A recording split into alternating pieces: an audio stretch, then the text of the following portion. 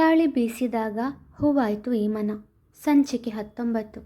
ಪ್ರಜ್ಞೆ ಇಲ್ಲದೆ ಮಲಗಿದ ಖ್ಯಾತಿ ಕೆಟ್ಟ ಕನಸು ಕಂಡು ಬೆಚ್ಚಿ ಬಿದ್ದಂತೆ ಎದ್ದು ಕುಳಿತಳು.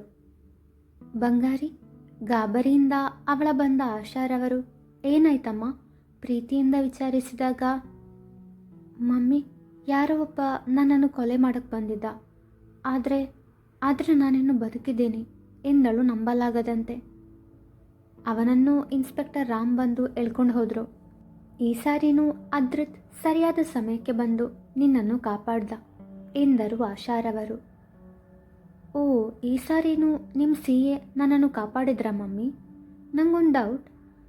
ಪ್ರತಿ ಸಾರಿ ಸರಿಯಾದ ಸಮಯಕ್ಕೆ ಬಂದು ಅವರು ನನ್ನನ್ನು ಕಾಪಾಡ್ತಾರೆ ಅಂದರೆ ನಿಮ್ಮ ಮುಂದೆ ಒಳ್ಳೆಯವನು ಅಂತ ತೋರಿಸ್ಕೊಳ್ಳೋಕ್ಕೆ ಅವನೇ ರೌಡಿಗಳಿಗೆ ನನ್ನನ್ನು ಕೊಲ್ಲಲು ಸುಪಾರಿ ಕೊಟ್ಟು ಆಮೇಲೆ ಅವನೇ ನನ್ನನ್ನು ಕಾಪಾಡಿದಂತೆ ನಾಟಕ ಮಾಡ್ತಿರಬಹುದಾ ಎಂದಳು ಏನೂ ಕಂಡುಹಿಡಿದವಳಂತೆ. ಅವನು CA ಅಂತ ನಿಂಗೆ ಅವನ ಮೇಲೆ ಹೊಟ್ಟೆ ಉರಿ, ಅದಕ್ಕೆ ಹೀಗೆಲ್ಲ ಮಾತಾಡ್ತಿದ್ಯಾ? ಅವನಿಗೆ ನಮ್ಮ ಮುಂದೆ ಒಳ್ಳೆಯವನಾಗಿ ಆ್ಯಕ್ಟ್ ಮಾಡೋ ಅವಶ್ಯಕತೆ ಇಲ್ಲ. ಅಷ್ಟಕ್ಕೂ ಅವನು ಯಾರು ಗೊತ್ತಾ? ಮೊನ್ನೆ ನಾವು ಹಾಸ್ಪಿಟಲ್ನಲ್ಲಿದ್ದಾಗ ನಮ್ಮನ್ನು ನೋಡಲು ಬಂದಿದ್ರಲ್ವಾ ಮುಕುಂದ್ರವರು, ಅವರ ಮಗ ಅದ್ರಿತ್ ಎಂದರು ಗೋಪಿನಾಥ್ರವರು. ಖ್ಯಾತಿಯ ಮಾತುಗಳು ಕೋಪ ತರಿಸಿತ್ತವರಿಗೆ. ಮುಕುಂದಾರವರ ಹೆಸರು ಕೇಳಿದೊಡನೆ ತುಸು ಮೆತ್ತಗಾದವಳು ಪುಟ್ಟ ಆಜ್ಞಾಳನ್ನು ನೆನೆದವಳ ಮುಖದಲ್ಲಿ ಕಿರುನಗೆ ಮೂಡಿತು. ತದನಂತರ ಏನೋ ನೆನಪಾದವಳಂತೆ. ಅಂದರೆ ಆ CA ಪುಟಾಣಿಯ ಪಪ್ಪನ ಎಂದು ಪ್ರಶ್ನಿಸಿದಾಗ ಗೋಪಿನಾಥ್ ದಂಪತಿಗಳು ದಂಗಾದರು. ಅದ್ರಿತ್ಗೆ ಮಗಳಿರುವ ವಿಷಯ ಖ್ಯಾತಿಗೆ ತಿಳಿದಿದೆ ಎಂದು ಅರಿವಾದಾಗ ಮುಖ ನೋಡಿಕೊಂಡರು ಗೋಪಿನಾಥ್ ದಂಪತಿಗಳು. ನಿಂಗೆ ಹೇಗೆ ಈ ವಿಷಯ ಗೊತ್ತು ಎಂದು ನೇರವಾಗಿ ಪ್ರಶ್ನಿಸಿದ ಗೋಪಿನಾಥ್ರವರಿಗೆ ಮೊನ್ನೆ ಆಫೀಸಿಂದ ಬರುವಾಗ ಪುಟಾಣಿಯ ಪರಿಚಯವಾಯಿತು. ನಮ್ಮ ಚೋಟು ಜೊತೆ ಅವಳ ಫ್ರೆಂಡ್ಶಿಪ್ ಕೂಡ ಮಾಡಿಸಿದೆ. ಪಪ್ಪ, ಮಮ್ಮಿ, ಪುಟಾಣಿ ಎಷ್ಟು ಮುದ್ದಾಗಿದ್ದಾಳೆ ಗೊತ್ತಾ? ಅವಳ ಮುಖ ನೋಡಿದಾಗಲೆಲ್ಲ ನನಗೆ ತುಂಬ ಪರಿಚಯವಿರುವವರ ಮುಖ ಅಂತ ಅನಿಸ್ತಿತ್ತು, ಆದರೆ ಯಾರ ಮುಖ ಅಂತ ನೆನಪಾಗ್ತಿಲ್ಲ ಎಂದು ತಾನು ಅಂದು ಆಜ್ಞಾಳನ್ನು ಭೇಟಿಯಾದ ಸನ್ನಿವೇಶವನ್ನು ವಿವರಿಸಿದಳು. ಖ್ಯಾತಿಗೆ ಅದ್ರಿತ್ನ ಮಗಳ ಪರಿಚಯವಿದೆ. ಅವಳನ್ನು ಕಡಿಮೆ ಸಮಯದಲ್ಲೇ ಹಚ್ಚಿಕೊಂಡು ಬಿಟ್ಟಿದ್ದಾಳೆ ಎಂಬ ವಿಷಯ ತುಸು ನೆಮ್ಮದಿ ನೀಡಿತು. ಮನೆಯಲ್ಲಿಯೂ ಅವಳು ಅದ್ವಿಕ್ನ ಕಾಳಜಿ ಮಾಡುವ ರೀತಿ ನೋಡಿದವರಿಗೆ ಅವಳೊಬ್ಬಳು ಒಳ್ಳೆ ತಾಯಿಯಾಗುವಳು ಎಂಬ ವಿಷಯದಲ್ಲಿ ಸಂದೇಹವಿರಲಿಲ್ಲ. ಆದರೆ ಅದ್ರಿತ್ಗೆ ಒಳ್ಳೆ ಮಡದಿಯಾಗಲು ಅವಳಿಂದ ಸಾಧ್ಯವೇ?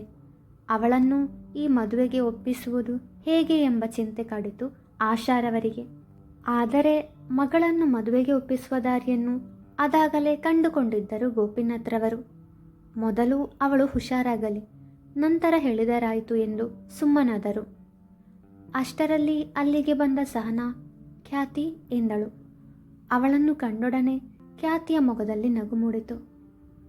ಸಹನಾ, ಆಫೀಸಿಂದ ನೇರ ಇಲ್ಲಿಗೆ ಬಂದ್ಯಾ ಎಂದು ಕೇಳಿದವಳೆ ಅವಳ ಜೊತೆ ನಿಂತಿದ್ದ ಅವ್ಯಯನನ್ನು ಕಂಡೊಡನೆ ಸರ್, ನೀವು ಎಂದು ಅಚ್ಚರಿಯಿಂದ ಕಣ್ಣರಳಿಸಿದಳು. ಸಹನಾ, ನೀವು ಹಾಸ್ಪಿಟಲ್ನಲ್ಲಿರುವ ವಿಷಯ ಹೇಳಿದರು, ಅದಕ್ಕೆ ನೋಡ್ಕೊಂಡು ಹೋಗೋಣ ಅಂತ ಬಂದೆ. How are you now? ಅವಳ ಆರೋಗ್ಯದ ಬಗ್ಗೆ ವಿಚಾರಿಸಿದನವ. ಐ ಆಮ್ ಗುಡ್ ಎಂದವಳೆ ತನ್ನ ತಂದೆ ತಾಯಿಗೆ ಅವ್ಯಯನ ಪರಿಚಯ ಮಾಡಿಸಿದಳು.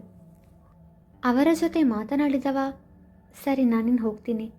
ಖ್ಯಾತಿ ಪೂರ್ತಿ ಹುಷಾರಾದ ಮೇಲೆ ಆಫೀಸಿಗೆ ಬಂದರೆ ಸಾಕು ಎಂದು ಖ್ಯಾತಿಗೆ ಹೇಳಿದವ ಹೋಗೋಣ ಎಂಬಂತೆ ಸಹನಾಳಿಗೆ ಸನ್ನೆ ಮಾಡಿದಾಗ, ಖ್ಯಾತಿ ನಾನು ಮನೆಗೆ ಹೋಗಿ ಆಮೇಲೆ ಬರ್ತೀನಿ ಎಂದು ಅವ್ಯಯ್ ಜೊತೆ ಹೊರಟಳು.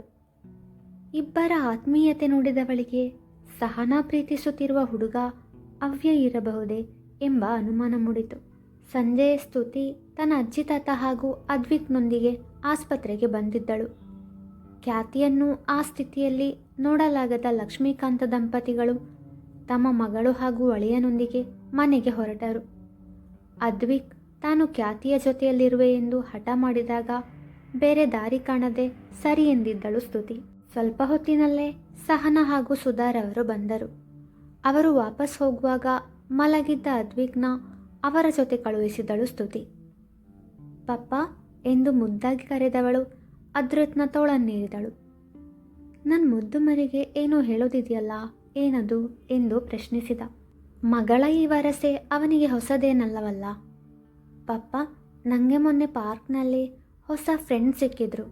ಆದರೆ 2 ದಿನದಿಂದ ಅವರನ್ನು ನೋಡಲಿಲ್ಲ ಪಪ್ಪ. ನಂಗೆ ಅಳು ಬರ್ತಿದೆ ಪಪ್ಪ ಎಂದವಳಿಗೆ. ನನ್ನ ಪಾಪು ಗುಡ್ಗಳಲ್ವಾ, ನಿನ್ನ ಫ್ರೆಂಡ್ಸ್ ಬ್ಯುಸಿ ಇರ್ತಾರೆ, ಅದಕ್ಕೆ ಬಂದಿರಲ್ಲ. ಹೀಗೆಲ್ಲ ಅಳಬಾರ್ದು ಪುಟ್ಟ ಎಂದವ ಅವಳ ಕಣ್ಣೊರೆಸಿದ. ಪಪ್ಪ, ನಾನು ಅವರಿಬ್ಬರನ್ನು ನೋಡಬೇಕು. ನನ್ನನ್ನು ಅವರ ಮನೆ ಕರ್ಕೊಂಡು ಹೋಗ್ತೀಯಾ ಎಂದು ಮುದ್ದಾಗಿ ಕೇಳಿದವಳಿಗೆ. ಅವರ ಮನೆಯಲ್ಲಿದೆ ಅಂತ ನಂಗೆ ಗೊತ್ತಿಲ್ಲ ಪಾಪು. ಈಗ ರಾತ್ರಿ ಆಗಿದೆ, ಅವರೆಲ್ಲ ನಿದ್ದೆ ಮಾಡ್ತಿರ್ತಾರೆ. ಈ ಹೊತ್ತಲ್ಲಿ ಡಿಸ್ಟರ್ಬ್ ಮಾಡೋದು ತಪ್ಪಲ್ವಾ ಎಂದು ಅವಳನ್ನು ಸಂತೈಸಿದ. ಗಲ್ಲದ ಮೇಲೆ ಕೈಯಿಟ್ಟು ಏನೋ ಯೋಚಿಸಿದವಳು, ಅವರಿಬ್ಬರನ್ನು ನಮ್ಮನೆ ಕರ್ಕೊಂಡು ಬರೋಣವಾ? ಆಗ ನಾನು ಯಾವಾಗಲೂ ಅವರ ಜೊತೆ ಆಟ ಆಡ್ಬೋದು ಎಂದಳು ಸಂಭ್ರಮದಿಂದ. ಅವರು ಇಲ್ಲಿಗೆ ಬಂದರೆ ಅವರ ಪಪ್ಪ ಮಮ್ಮಿಗೆ ಬೇಜಾರಾಗಲ್ವಾ ಪುಟ್ಟ?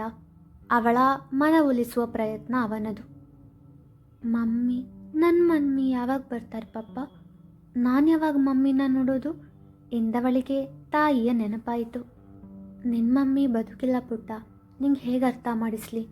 ಹೇಳಿದ್ರೆ ಅರ್ಥ ಮಾಡುವ ವಯಸ್ಸು ನಿಂದಲ್ಲ ಎಂದುಕೊಂಡವ ಮಾತು ಬದಲಾಯಿಸುವ ಸಲುವಾಗಿ, ಪಾಪು, ನಿನ್ನ ಹೊಸ ಫ್ರೆಂಡ್ಸ್ ಹೆಸರೇನು ಎಂದು ಕೇಳಿದ. ಖ್ಯಾತಿ ಮತ್ತು ಅದ್ವಿಕ್ ಎಂದವಳೆ.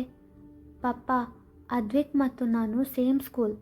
ನಾನು ಅವನನ್ನು ಚೋಟು ಅಣ್ಣ ಅಂತ ಕರಿತೀನಿ. ಪಪ್ಪ, ನಿಮಗೊಂದು ವಿಷಯ ಗೊತ್ತಾ? ಖ್ಯಾತಿ ಅಕ್ಕನನ್ನು ಮನೆಯಲ್ಲಿ ಪಾಪು ಅಂತ ಕರೀತಾರಂತೆ, ಗೊತ್ತಾ?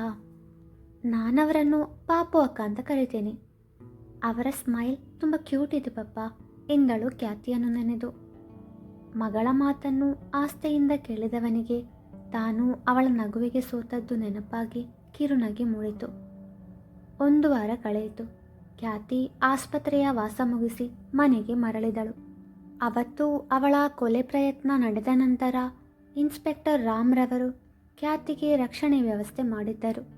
ಈ ವಿಷಯ ಅದ್ರುತ್ನ ಹೊರತುಪಡಿಸಿ ಬೇರೆ ಯಾರಿಗೂ ತಿಳಿದಿರಲಿಲ್ಲ. ಆ ಕಳ್ಳರ ಮೂಲಕ ಹಿಂದಿನ ರಾಜಕಾರಣಿಯೊಬ್ಬರು ಮಾಡುತ್ತಿದ್ದ ಡ್ರಗ್ಸ್ ದಂಧೆ ಬೆಳಕಿಗೆ ಬಂದಿತ್ತು. ಮೊದಲು ಅವರಿಗೆ ಕಳ್ಳರ ಮೇಲೆ ಕೋಪ ಬಂದರು. ಕೊನೆಗೆ ಇದಕ್ಕೆಲ್ಲ ಕಾರಣ ಖ್ಯಾತಿ ಎಂದು ತಿಳಿದು ಅವಳನ್ನು ಕೊಲೆ ಮಾಡಲು ಸುಪಾರಿ ಕೊಟ್ಟಿದ್ದರು.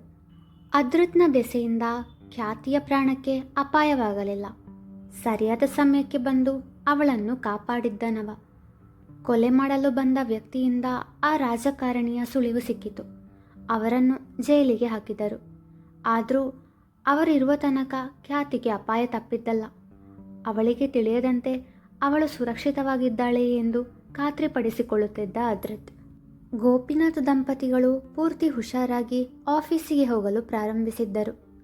ಲಕ್ಷ್ಮೀಕಾಂತ ದಂಪತಿಗಳು ಖ್ಯಾತಿಯನ್ನು ಕಾಳಜಿಯಿಂದ ನೋಡಿಕೊಳ್ಳುತ್ತಿದ್ದರು. ಅವತ್ತೊಂದಿನ ಆಜ್ಞಾ ಖ್ಯಾತಿಯನ್ನು ನೋಡಲೇಬೇಕು ಎಂದು ಹಠ ಮಾಡಿದಾಗ ಮುಕುಂದರವರು ಅವಳನ್ನು ಖ್ಯಾತಿಯ ಮನೆಗೆ ಕರೆದೊಯ್ದರು. ಅವಳನ್ನು ಕಂಡ ಅದ್ವಿಕ್, ಜೂನಿಯರ್ ಪಾಪು ಎಂದು ಅವಳ ಬಳಿ ಬಂದ. ಅವನ ಅಕ್ಕ ಹಾಗೂ ಆಜ್ಞಾ ಇಬ್ಬರನ್ನು ಮನೆಯಲ್ಲಿ ಪಾಪು ಎಂದು ಕರೆತಿರುವರಲ್ಲ, ಅದಕ್ಕಾಗಿಯೇ ಪುಟ್ಟ ಆಜ್ಞಾಳಿಗೆ ಜೂನಿಯರ್ ಪಾಪು ಎಂದು ಹೆಸರಿಟ್ಟಿದ್ದ. ಚೋಟು ಅಣ್ಣ ಎಂದವಳೇ. ಪಾಪು ಅಕ್ಕ ಇಲ್ಲಿ, ನಾನು ಪಾಪು ಅಕ್ಕನನ್ನು ನೋಡಬೇಕು ಎಂದಳು ಮುದ್ದಾಗಿ. ಬಾ ನನ್ನ ಜೊತೆ ಎಂದು ಅವಳ ಕೈ ಹಿಡಿದವ ಅವಳನ್ನು ಖ್ಯಾತಿಯ ಕೋಣೆಗೆ ಕರೆದೊಯ್ದ. ಮುಕುಂದರವರು ಹಾಗೂ ಲಕ್ಷ್ಮೀಕಾಂತ್ರವರು ಮಾತನಾಡುತ್ತಾ ಕುಳಿತರೆ ಅದ್ವಿಕ್ ಹಾಗೂ ಆಜ್ಞಾ ಖ್ಯಾತಿಯ ಕೋಣೆಯತ್ತ ನಡೆದರು. ಮನೆಯಲ್ಲೇ ಕುಳಿತು ಬೇಸರವಾಗಿತ್ತು ಖ್ಯಾತಿಗೆ. ಆಫೀಸಿಗೆ ಹೋಗೋಣ ಎಂದರೆ ಗೋಪಿನಾಥ್ ದಂಪತಿಗಳು ಪೂರ್ತಿ ಹುಷಾರಾದ ನಂತರ ಹೋದರೆ ಸಾಕು ಎಂದಿದ್ದರು. ಪಾಪು ಅಕ್ಕ, ಯಾರು ಬಂದಿದ್ದಾರೆ ನೋಡು ಎಂದ ಅದ್ವಿಕ್ನ ಮಾತಿಗೆ ತಲೆ ಎತ್ತಿದವಳು ಪುಟ್ಟ ಆಜ್ಞಾಳನ್ನು ಕಂಡು ಅಚ್ಚರಿಯಿಂದ ಕಣ್ಣರಳಿಸಿದಳು. ಅರೆ ಪುಟಾಣಿ ಎಂದು ತನ್ನ 2 ತೋಳುಗಳನ್ನು ಅಗಲಿಸಿದಾಗ ಪುಟ್ಟ ಆಜ್ಞಾ ಅವಳ ತೋಳು ಸೇರಿದವಳೆ. ಅವಳ ತಲೆಗೆ ಹಾಕಿದ ಪಟ್ಟಿ ನೋಡಿದವಳು, ಅಕ್ಕ ಇದೇನಿದು, ಏನಾದರೂ ತಾಗಿತಾ ಎಂದು ಕಾಳಜಿಯಿಂದ ಕೇಳಿದಳು. ತಲೆಗೆ ಚಿಕ್ಕ ಏಟಾಗಿದೆ ಪುಟಾಣಿ ಎಂದವಳೆ. ಯಾರ ಜೊತೆ ಬಂದೆ ಎಂದು ಕೇಳಿದಳು.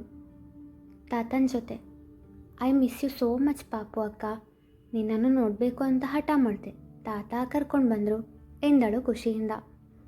ಅವಳ ಹಣೆಗೆ ಮುತ್ತಿಟ್ಟವಳು, ಸಾರಿ ಬಂಗಾರಿ, ನನಗೆ ತಲೆಗೆ ಏಟಾಗಿತ್ತಲ್ವಾ, ಅದಕ್ಕೆ ನಿನ್ನನ್ನು ನೋಡಲು ಬರಲಿಲ್ಲ ನಾನು ಎಂದಳು. ಪುಟ್ಟ ಆಜ್ಞಾ ಮರು ಮಾತನಾಡದೆ ಅವಳ ಕೊರಳು ಬಳಸಿದಳು. ತದನಂತರ ಮುಕುಂದರವರನ್ನು ನೋಡುವ ಸಲುವಾಗಿ ಕೆಳಗಡೆ ಬಂದವಳು ಅವರನ್ನು ಖುಷಿಯಿಂದಲೇ ಮಾತನಾಡಿಸಿದಳು. ಅಂದು ಗೋಪಿನಾಥ್ರವರು ಖ್ಯಾತಿಯ ಮದುವೆ ವಿಷಯದ ಬಗ್ಗೆ ಮಾತನಾಡಬೇಕು ಎಂದುಕೊಂಡಿದ್ದರು. ಮುಂದುವರಿಯುವುದು